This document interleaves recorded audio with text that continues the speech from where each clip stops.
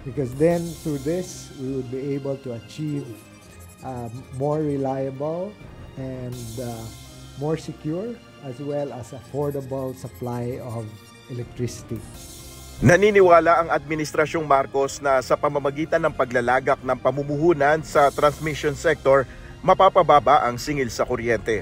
Isa ito sa mga dahilan na kaya pumasok sa kasunduan ang Maharlika Investment Corporation o MIC sa Synergy Grid and Development Philippines o SGP upang bilhin ang 20% stake ng National Grid Corporation of the Philippines o NGCP na nagkakahalaga ng 19.7 billion pesos.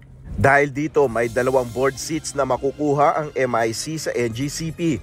Ito ang kauna-unahang investment ng MIC. Ang SGP ay may 40% effective ownership interest sa NGCP. Samantalang nananatiling may 40% stake naman ang kontrobersyal na State Grid Corporation of China o SGCC. Ayon kay MIC President and CEO Rafael Consing Jr., malaking bagay ang presensya ng gobyerno sa NGCP dahil makikita ng husto ang operasyon nito at maisusulong ang mga proyekto na magbibigay daan para mapababa ang halaga ng kuryente. The way NGCP can contribute to lower electricity is by ensuring that that rollout indeed happens. Because once you've got that transmission grid infrastructure being rolled out then successfully, then you would have more power players that can in fact get onto the grid and provide supply to the grid. And obviously, just like any commodity, as you've got more supply coming in, the price of power will at some point in time come down. Bukod rito, ayon kay Consing, makapagbabantay ng mabuti ang pamahalaan sa gitna ng mga issue ng umano'y national security threat dahil sa Chinese stakes sa power transmission grid. And we just want to basically say that our presence there, at least we would be able to monitor if such threats indeed arise. But at the moment, no such threat exists, and nothing has been proven, and in fact, there are no allegations of such threats existing. Bukas rin ang MIC na bilhin ng shares ng China Grid firm sa NGCP.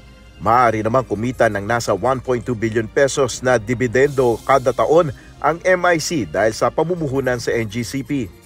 And the preferred share will guarantee us with a 6.5% dividend yield over the first 3 years. Pinaplano ring mamuhunan ng MIC sa transmission infrastructure ng Mindoro at Palawan. Ayon kay Consing, hindi ito napagtutuunan ng pansin pagdating sa pamumuhunan. So there's been negligible investment in these areas over the past years, and we feel that investing in these island grids would in fact also spur development, but this time driven by the countryside.